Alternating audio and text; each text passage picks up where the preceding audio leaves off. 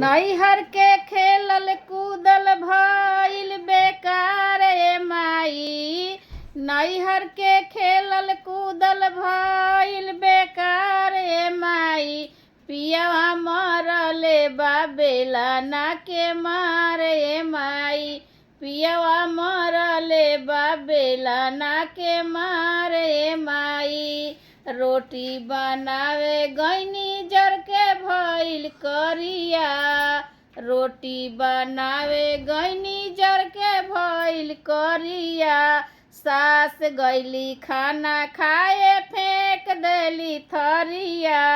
सास गईली खाना खाए फेंक देली थरिया। कौनो उपाय बताओ ए माई। कौनो उपाय बताओ ए माई। पियवा मरले बा बेलना के मारे ए माई। पियवा मरले बा बेलना के मारे ए माई। पियवा मरले बा बेलना के मारे ए माई।